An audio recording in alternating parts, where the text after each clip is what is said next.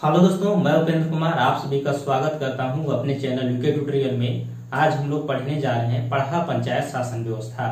तो पढ़ा पंचायत शासन व्यवस्था को समझने के लिए दोस्तों, इससे पहले आप मुंडा शासन व्यवस्था और नागवंशी शासन व्यवस्था को समझ लीजिएगा, तब इसको पढ़ने में ज्यादा मजा आएगा। अगर आप उसको वीडियो नहीं देखे होंगे तो लिंक जो है डिस्क्रिप्शन बॉक्स में दिया हुआ है, वहां से आप पहले देख लीजिए। अगर देखे हैं तो चलिए शुरू करते हैं। तो सबसे पहला चीज तो यही आता है दोस्तों कि जो पढ़ा पंचायत शासन व्यवस्था है वो किस जनजाति की शासन व्यवस्था है। तो आपको पता होना चाहिए कि ये जो है उरांव जनजाति की शासन व्यवस्था है। तो यही पहला पॉइंट हो गया। अब उरांव जनजाति से दो चार पॉइंट जहां से प्रश्न पूछते हैं उसको जान लेते हैं, फिर इसके इतिहास में चलेंगे कि इन लोग कहां से आए, कैसे इनकी शासन व्यवस्था स्थापित हुई। तो अगर उरांव जनजाति की बात करें दोस्तों, तो झारखंड में 32 जनजातियां हैं और 32 जनजातियों में अगर शिक्षा का सबसे किसी में विकास देखने को मिला है तो है उरांव जनजाति, यानी सर्वाधिक शिक्षित जनजाति उरांव, सर्वाधिक शिक्षित। इसके साथ ही साथ देखिए दोस्तों, तो ये झारखंड की दूसरी सबसे बड़ी जनजाति है, दूसरी सबसे बड़ी जनजाति।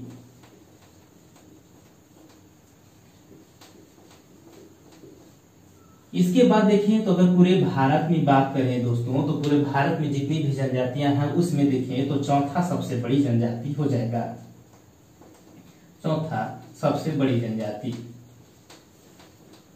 इसके बाद इसमें दो चार पॉइंट और ध्यान देने वाली है कि यहाँ पर एक सबसे ज्यादा पॉपुलर प्रश्न पूछा जाता है कि इसकी युवागिरी को क्या कहा जाता है। तो युवागिरी को भूमकुरिया कहा जाता है।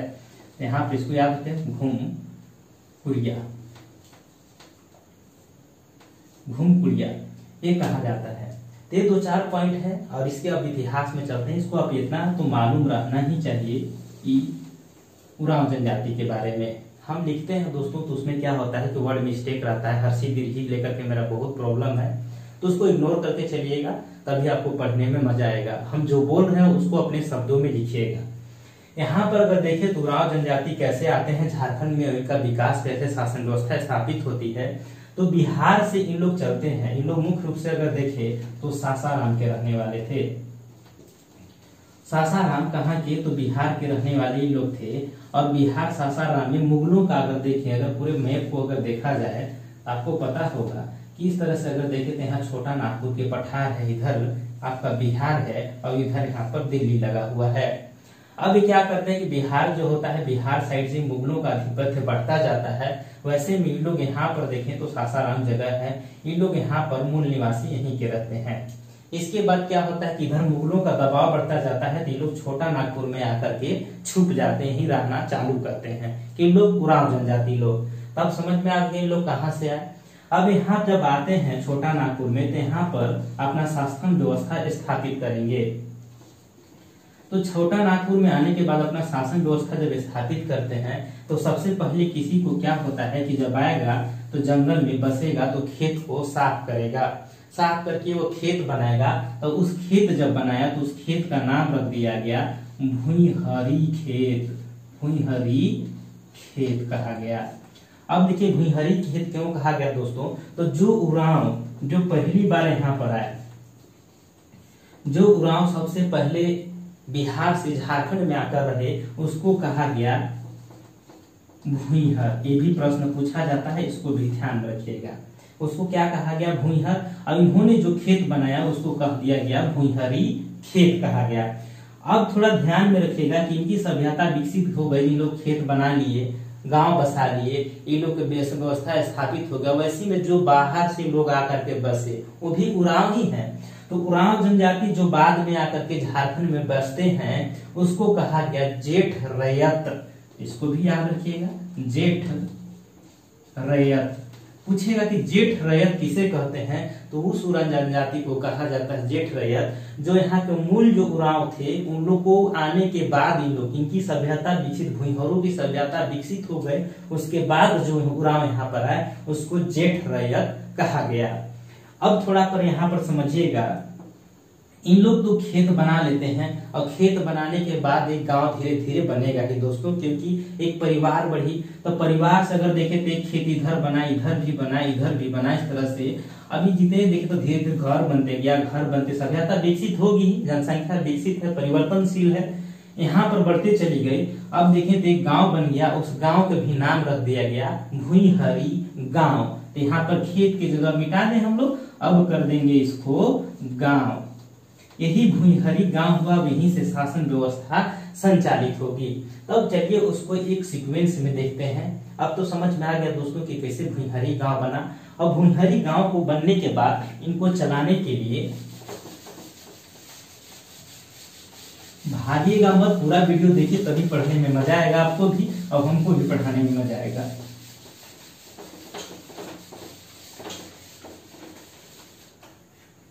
अब देखिए दोस्तों, तो यहाँ पर हो हम लोग लिख देते हैं कि भुईहरी गांव,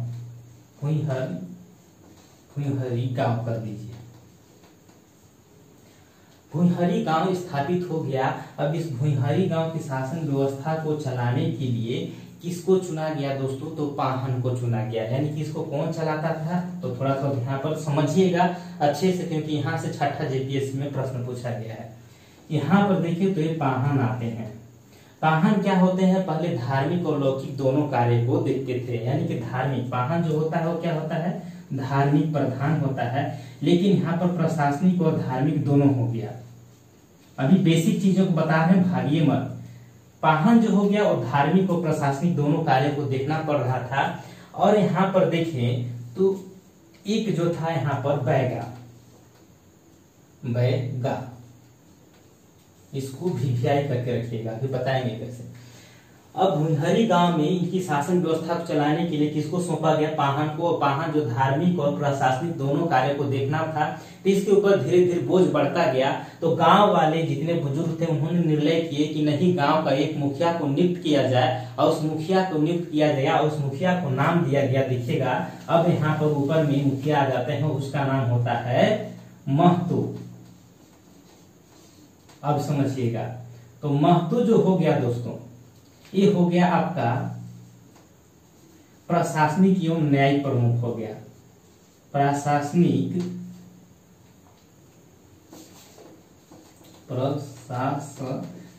और न्यायिक प्रमुख हो गए। यानी कि इसको दोनों प्रकार के अधिकार मिल गया। किसको? महतो को। इसको चुन के सब लोग गांव वाले जो बुजुर्ग थे उनको भेजते हैं। अब देखिए तो यहाँ पर जो होता है पाहन, तो पाहन जो था प्रशासनिक अधिकार खत्म हो गया। किसके पास चला गया? प्रशासनिक और न्यायिक अधिकार महतो के पास चला गया। और जो पाहन था वो क्या बन के रह गया? सिर्फ धार्मिक प्रधान रह गया, यानी कि पूजा पाठ कराने का प्रधान रह गया। तो अब ये प्रश्न यहाँ पर देखिए छठा जेपीएससी में पूछा गया है। प्रश्न उठाकर देखिएगा 6th जेपीएससी में ये पूछा गया कि भुईहरी जो गांव था, तो महतो से पहले कौन उनके कार्यभार को संभालता था? तो जो लौकिक प्रधान जो होता था भुईहरी से पहले, तो यहाँ पर इनके जगह पर जो होता था वो बैगा होता था। यानी कि देखें तो पाहन को जो कार्य दिया गया था, लेकिन इनके सहयोगी के रूप में बैगा पहले से उपस्थित रहते हैं। कहाँ पर? महतो की जगह में, क्योंकि यही काम उस समय लौकिक प्रधान कौन होते हैं? बैगा होते हैं। अब क्या होता है कि पाहन जब नियुक्त होते हैं तो बैगा साइड हो जाते हैं, माने चले आते हैं। अब इनके सहयोगी रहेंगे बैगा, ध्यान रखें, इनके सहयोगी अभी भी बैगा रहेंगे। और बैगा जो है गांव के जो देवी देवता होते हैं उसकी पूजा अर्चना करके गांव के देवी देवता को शांत करने का काम करेंगे। तो छठा जेपीएससी में ही प्रश्न पूछा कि महतो से पहले जो धार्मिक प्रधान होते थे, महतो से पहले जो भुईहरी व्यवस्था में देखिएगा साफ लिखा हुआ है कि उरांव की जो जनजातीय व्यवस्था में महतो से पहले जो कार्य का प्रधान होते हो कौन करता था? तो वहां पर ऑप्शन है, एक ऑप्शन बैगा ऑप्शन, यहाँ पर उसको बैगा टिक आउट करना है, आंसर होगा।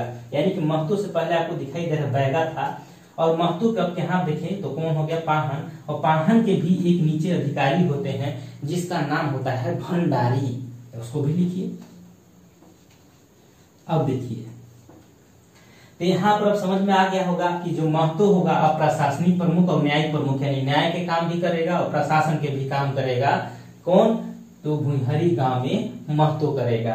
पाहन जो हो गया वो धार्मिक प्रधान हो गया। और भंडारी को बगल में लिखेगा, भंडारी को लिखेगा यहाँ पर दोस्तों कि सूचना देने के काम, सूचना देने का काम, सूचना देने और लेने दोनों लिखेगा, देने और लेने, मतलब एक गांव में सूचनाओं को आदान प्रदान करने का काम कौन करेगा, भंडारी का काम रहेगा।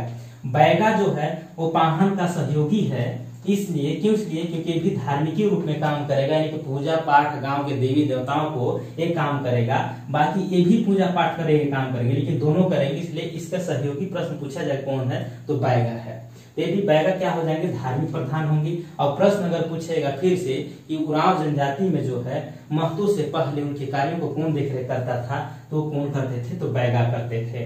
तो बैगा और पाहन दोनों मिलकर करते थे। तो यहाँ पर बैगा कहिए क्योंकि यहाँ ऊपर था, एक के बाद नीचे, इसके बाद भुनहरी। ये हो गया दोस्तों क्या आपका भुनहरी गांव के सिस्टम।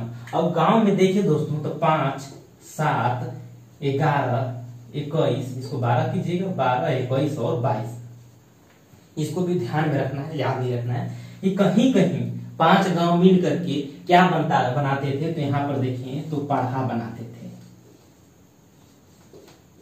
पढ़ा बनाते थे, यानी कि कहीं कहीं 7 गांव, कहीं कहीं 12 गांव, कहीं कहीं 21 गांव, कहीं कहीं 22 गांव। तो जो इनके जो गांव होते थे तो लिखिए, इसको मिटाते हैं, समझने में मजा आएगा आपको। तो गांव के जो उच्च स्तर हो गया भुनहरी गांव का, वो हो गया आपका पढ़ा। और पढ़ा के जो प्रमुख होते थे वो क्या कहलाते थे, तो पढ़ा राजा कहलाते थे। अब समझिएगा, यहाँ के जो प्रमुख होंगे वो क्या कहेंगे, तो पढ़ा राजा, इसके प्रमुख कहलाएंगे। किसके प्रमुख, पढ़ा के अगर कोई प्रमुख होते हैं, प्रशासनिक प्रमुख और धार्मिक प्रशासनिक प्रमुख, न्यायिक प्रमुख, वो कौन हो जाएंगे, तो पढ़ा राजा होंगे। और भुनहरी का जो धार्मिक प्रमुख, धार्मिक नहीं दोस्तों, भुनहरी का अगर देखें तो प्रशासनिक और न्यायिक प्रमुख, महतो धार्मिक प्रमुख पाहन, और भंडारी जो हो जाएगा सूचनाओं को गांव में आदान प्रदान करने का काम करेगा। इसके बाद देखिए पढ़ा, तो पढ़ा के जो प्रमुख होंगे पढ़ा राजा होंगे, और पढ़ा से भी एक बड़ा शासक बनता है, एक और व्यवस्था बनती है जिसको अंतर पढ़ा कहा जाता है, उसको भी समझिए। अंतर पढ़ा, अब अंतर पढ़ा के जो प्रमुख होंगे उसको कहा जाता है पढ़ा दीवान। कहीं बुक में नहीं मिलेगा दोस्तों इस तरह से सीक्वेंस से सजाया हुआ, आप एकदम समझ लीजिए एक बार। मेंस भी लिखने अगर जाइएगा तो बहुत आसानी से शॉर्ट वो में लिख सकते हैं। अब देखिए यहाँ पर, यानी कि अब पूछेगा कि जो भुनहरी गांव का प्रधान कौन होता है, अध्यक्ष कौन होता है, तो महतो। पढ़ा गांव के प्रधान कौन होता है, प्रमुख कौन होता है, तो हो जाएगा पढ़ा राजा। और अंतर पढ़ा के जो प्रमुख होता है उसको कहा जाता है पढ़ा दीवान। यानी कि अब इतना तो समझ में आ गया कि इनकी जो व्यवस्था थी वो त्रिस्तरीय व्यवस्था थी।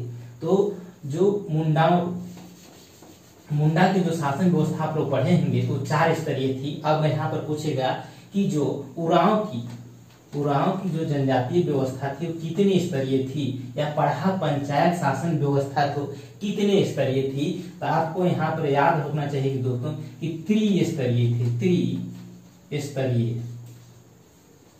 त्रिस्तरीय दिखाई दे रहा है। भुनहरी गांव, पढ़ा गांव, अंतर पढ़ा, 3 स्तर दिखाई दे रहा है। जैसे स्थानीय स्वशासन में पढ़ते हैं कि 3 स्तरीय स्थानीय स्वशासन झारखंड में है, तो सेम यहाँ पर देखे तो यहाँ भी 3 स्तरीय शासन थी इन लोग में। अब यहाँ पर देखिए दोस्तों तो इनके भी सहयोगी होंगे काम करने वाले। तो इनके जो सहयोगी होते हैं 5 सहयोगी होते हैं काम करने वाले, 5 को जानेंगे।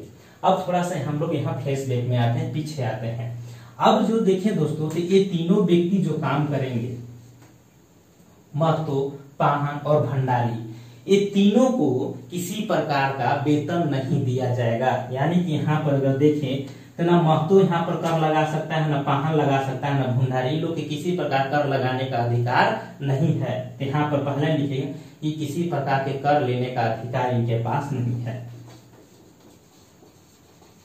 नीचे लिखेगा नोट में, किसी प्रकार के कर लेने का अधिकार नहीं है। साथ में अगर दूसरा पॉइंट देखें तो यहाँ पर इनकी जो नियुक्ति होती है, लिखेगा यहाँ पर पाहन की जो नियुक्ति होगी और भंडारी की जो नियुक्ति होगी, वो ये जो पद होता है महतो का, यहाँ पर बगल में लिखते का वंशानुगत होता है, वंशानुगत, यानी कि वंश के आधार पर इस पद को दिया जाएगा। लेकिन पाहन और भंडारी का जो पद होगा वो 3 साल के लिए नियुक्त किया जाएगा। ये लिखेगा यहाँ पर, कितने वर्ष का इन लोग का पद रहेगा, तो 3 वर्ष, 3 वर्ष का पद रहेगा। 3 वर्ष इनके समाप्ति जिस दिन होगी तो इनका नियुक्ति जो तुरंत नहीं हो जाएगा बल्कि सरहुल का इंतजार किया जाएगा। तो नए पाहन का नियुक्ति लिखेगा यहाँ पर, नए पाहन की नियुक्ति, नए पाहन की नियुक्ति जो होगी वो सरहुल के अगले दिन होगी, ये भी लिखिएगा, सरहुल के अगले दिन। अब समझ में आ गया होगा कि पाहन और भंडारी की नियुक्ति 3 साल के लिए हो रही है और जो होगा इनकी नियुक्ति 3 साल समाप्त होने के बाद तुरंत नहीं होगी बल्कि आपको देखें तो सरहुल का इंतजार करना पड़ेगा। सरहुल एक देखें तो प्रकृति का पूजा होता है दोस्तों, आप लोग जानते होंगे। तो यहाँ पर देखें तो सरहुल की इंतजार होगा और सरहुल के जो मनाई जाएगी उसके अगले दिन ही इन पाहन और या भंडारी के 3 साल पूरने के बाद उनकी नियुक्ति होती है। अब देखिए दोस्तों 3 लोग काम कर रहे थे, काम के बदले इनको क्या मिलेगा? तो काम के बदले इनको जमीन दिया जाता है गांव के द्वारा। तो गांव के द्वारा जो जमीन दिया जाता है उस जमीन को क्या कहा जाएगा? तो बहुत आसान तरीके से समझ सकते हैं। 1 मिनट दोस्तों, स्केच खत्म हो रहा है।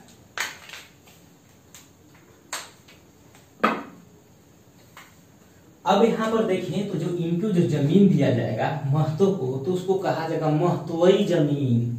कौन सा जमीन मिलेगा? तो महतोई, बहुत आसान है, महतोई, महतोई जमीन।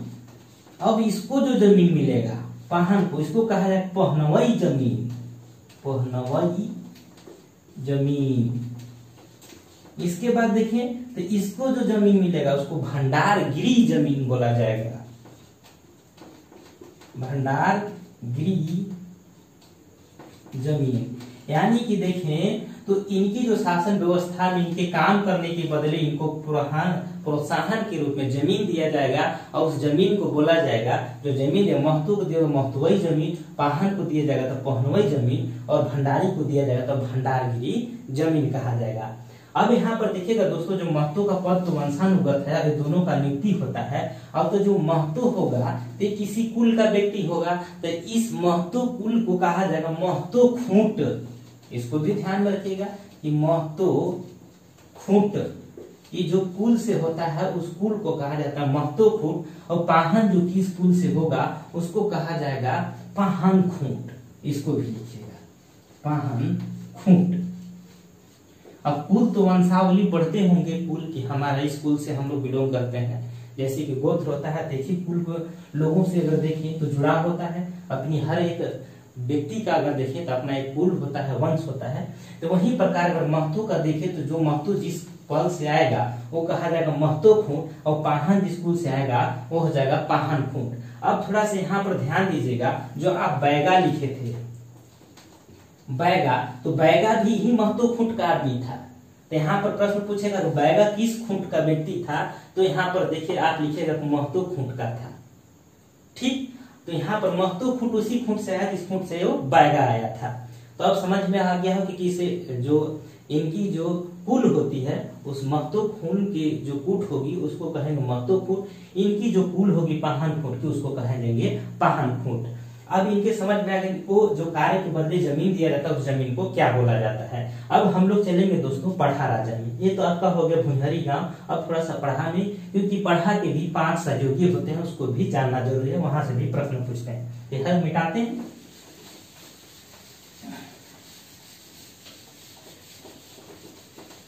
तो यहाँ पर अगर देखें दोस्तों तो सबसे पहले आता है आपका, यहाँ पर आएगा आपका दीवान।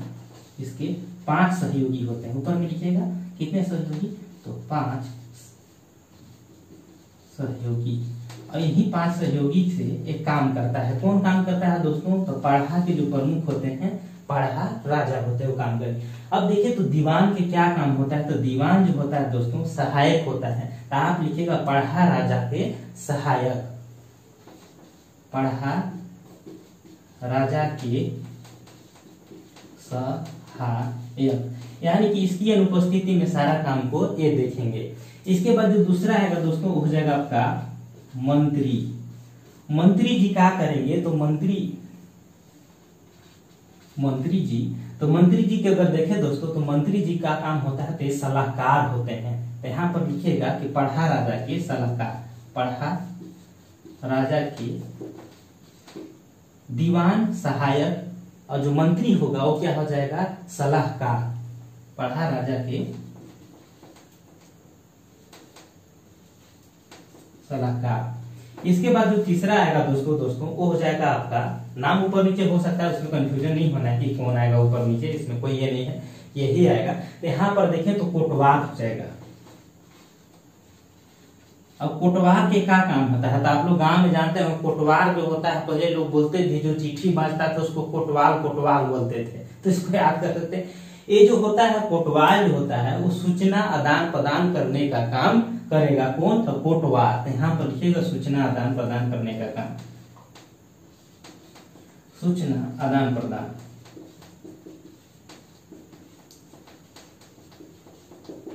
करने का कार्य। इसके बाद देखिए चौथा अगर कोई व्यक्ति आता है दोस्तों, तो एक आता है आपका यहाँ पर पैन भारा। तो पैन भारा आप लोग लिख लीजिएगा यहाँ पर, देखिए तो पैन भारा। और पैन भारा के क्या काम है, तो पैन भारा के जो काम होता है, नाम से स्पष्ट हो रहा है कि पैन भारा, यानी कि जब अखाड़ा, आप लोग तो पता होगा पहले से, अगर नहीं पता होगा तो आप लिख लीजिएगा अखाड़ा। अखाड़ा में क्या होती है, सभा स्थल होता है। अखाड़ा जो होता है वो सभा स्थल होता है, यानी कि किसी भी प्रकार का बैठकी का आयोजन कहाँ होता है, तो अखाड़ा में होता है, या किसी दूसरी जगह पर हो सकता है। लेकिन आप इस नाम को याद ही रखिएगा, अखाड़ा के एग्जाम में प्रश्न पूछा जाता है कि जो लोगों का बैठक होता है जो जनजातीय में, उसको किस नाम से जाना जाता है, अखाड़ा कहा जाता है। अगर यहाँ पर देखिए तो पढ़ा पंचायत की हम बात करें दोस्तों, तो यहाँ पर सभा स्थल है। तो सभा स्थल में जो पैन भारा जो होता है वो क्या काम करता है, लोगों के खाने पीने की व्यवस्था करता है। पैन भारा यानी पानी पीने की। तो यहाँ पर लिखिएगा कि सभा स्थल में खाने पीने की व्यवस्था करना, सभा स्थल में खाने पीने की व्यवस्था करना, व्यवस्था करना। इसके बाद देखो चौथा एक तो होता है दोस्तों, तो चौथा हो गया गुड़ाई, तक पांचवा लिखिएगा नीचे, गुड़ाई। अब गुड़ाई के क्या काम है, तो गुड़ाई जो होता है, क्या होता है कि जब सभा आयोजित होती है, तो सभा आयोजित के दौरान अगर देखें तो दो लोगों के बीच बहस होती है। जैसे कि हमारा कोई शिकायत है तो हम वहां पर गए हैं अपने शिकायत को सुनाने, तो ये जो गुड़ाइत होगा तो दोनों व्यक्ति जिसका जिसका शिकायत है उसको खड़ा करने का काम ये करता है। तो यहाँ पर देखिए जो मीटिंग होगा, मीटिंग में लोगों की उपस्थिति को, जिसका मतलब अपील है उसको उपस्थित करने का काम करता है, यानी शिकायत व्यक्ति को वहां पर मौजूद करने का काम। यानी कि यहाँ पर लिखिएगा दोस्तों गुड़ाइत का क्या काम है कि सभा स्थल में समस्या के रखने वाले व्यक्ति को उपस्थित कराना, समस्या रखने वाले व्यक्ति को उपस्थित करना, समस्या रखने वाले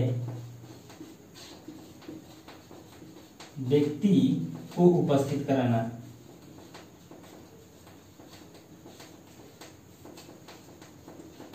ये हो गया इसका काम गुड़ाइत का। ये देखिए पढ़ा जो राजा थे वो 5 लोगों के सहयोग से काम करते हैं।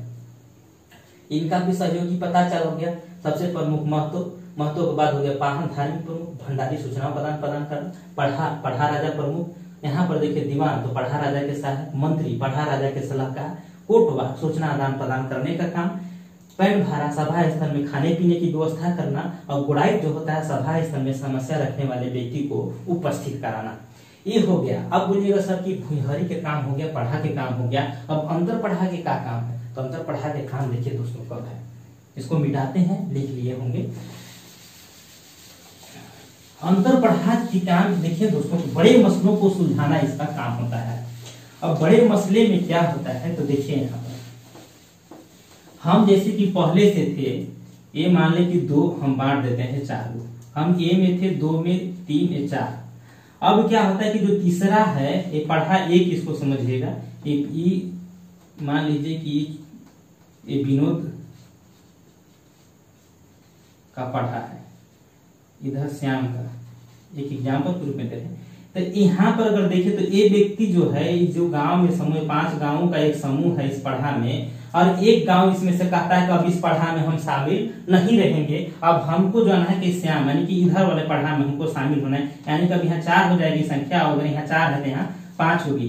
तो इसको समझने के लिए बस यही बता रहे हैं कि जो पहले से जो गाँव अगर आ रहे हैं, तो जिस पढ़ा में एक गाँव था, अब उस पढ़ा को छोड़ करके वो गांव दूसरे पढ़ा में वो शामिल होना चाहता है कि हम आपके पढ़ा में ही रहेंगे और दूसरे पढ़ा में जाना चाहता है। तो वैसे कामों के, यानी कि जो पढ़ा में विवाद हो गया यहाँ, यानी कि एक गांव के पढ़ा को छोड़ करके एक गांव दूसरे गांव के पढ़ा में जाके शामिल होना चाहता है, वैसे मैटर को निपटारा कौन करेगा? तो पढ़ा राजा करेंगे। तो इसको ऐसे लिखिएगा दोस्तों कि कोई गांव पहले से जिस पढ़ा राजा के गांव में है, उस पढ़ा के गांवों को छोड़ करके वो गांव किसी दूसरे पढ़ा के गांवों में शामिल होना चाहता है, वैसे मैटर को पढ़ा दीवान सुलझाएंगे। तो यहाँ पर देखिए तो बड़े कामों का कार्य हो गया। तो ये हो गया दोस्तों टोटल आपका पढ़ा पंचायत शासन व्यवस्था में।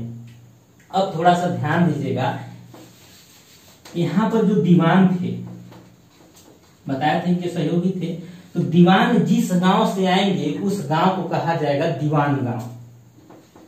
ये भी प्रश्न पूछा जा सकता है, तो इसको भी याद रखिए कि जिस गांव के दीवान रहते हैं, मान लीजिए कि हमारा जो गांव है उस गांव से हम भाई एक पढ़ा तो है, तो एक गांव का समूह नहीं ना है, एक कम से कम 7 गांव या 12 गांव, 21 गांव या 22 गांव भी हो सकता है, 5 गांव भी हो सकता है, इतने का ये समूह है पढ़ा। तो पता है कि कोई जो दीवान होगा तो सब गांव से तो दीवान नहीं होगा, कोई एक गांव के दीवान होगा। तो जिस गांव से दीवान आएगा उस गांव को कहा जाएगा दीवान गांव। उसी प्रकार से देखें तो मंत्री जिस गांव से आएगा उसे मंत्री गांव कहा जाएगा। क्या कहा जाएगा दोस्तों? मंत्री गांव। उसी प्रकार से जो पैन भारा है, पैन भारा जिस गांव से होगा उसको कहा जाएगा पैन भारा गांव। इसके बाद देखो गुड़ाइट, गुड़ाइट जिस गांव से आएगा उसे कहा जाएगा गुड़ाइट गांव, गुड़ाइट गांव।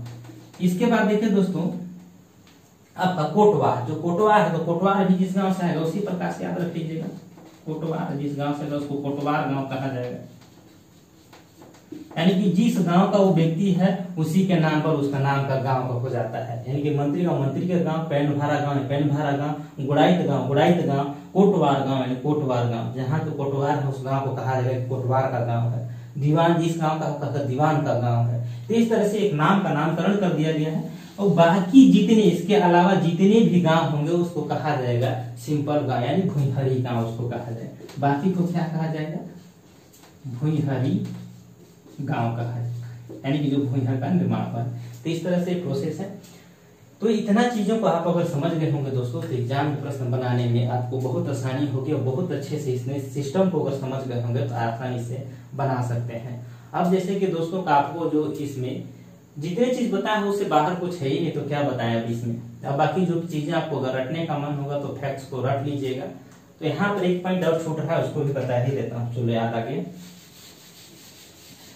तो जो भुईहरी यहाँ पर बताया दोस्तों कि जो पढ़ा था, पढ़ा दीवान, वो क्या करता है कि एक गांव को छोड़कर अगर कोई पढ़ा में अगर 5 गांव है उसमें से एक गांव बोलता है कभी इस पढ़ा को हम छोड़ रहे हैं, दूसरे पढ़ा में शामिल हो जाएंगे, लेकिन उस पढ़ा के गांव से अपना एक अच्छा संबंध रखता है।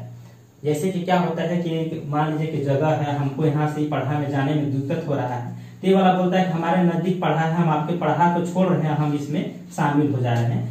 तो ऐसे गांव में क्या होता है कि इस गांव से भी इसका मधुर संबंध होता है, तो वैसे को कहा जाता है दूध भैया गांव। तो ये जो गौवा ये वाला गांव जो था इसको छोड़ के इसमें शामिल हो गया, तो इस गांव को जो कहा जाएगा ना, तो इस गांव को दूध भैया गांव, उसको भी याद रख लीजिए, दूध भैया गांव कहा जाएगा उसको। तो इस तरह से आप याद कर सकते हैं। बाकी जो अगर उन्नाव जनजाति में देखें तो जंगी शिकार नृत्य होता है जो 12 सालों में एक बार आयोजित होता है, जहाँ पर लड़कियां जो होती हैं लड़कों का पोशाक पहन करके वेशभूषा धारण कर करके जाती है और एक बार शिकार करने नृत्य करती है। जंगी शिकार नृत्य आप लोग जानते होंगे। इसके अलावा जो इनका घुमकुरिया जो है आप बहुत चर्चित है, युवागिरी है, अखाड़ा जो है आपका सभा स्थल है। तो इस तरह से मुख्य मुख्य पॉइंटों आपको रखना पड़ेगा, उसको एक बार देख लीजिएगा, ऐसे आप लोग याद हो गया होगा। मिलते हैं अगले वीडियो में, तब तक के लिए दोस्तों थैंक यू। अगर अच्छा लगा हो तो शेयर जरूर कीजिएगा। अगर इतनी शासन व्यवस्था है, इतना पढ़ के जाइएगा तो एक भी प्रश्न नहीं छूटेंगे। आप प्रीवियस ईयर को क्वेश्चन बनाइए, जब भी हम पढ़ाते हैं तो आप प्रीवियस ईयर का प्रश्न जरूर देखिए। और हम हमेशा प्रश्न देखते रहते हैं, तो उसी से हमको याद रहता है कि कहाँ से प्रश्न पूछे गए हैं। इसलिए उस पॉइंट को पूरा कवर करने का प्रयास करते हैं जहाँ सबका प्रश्न एग्जाम में पूछा जाता है। जय हिंद दोस्तों।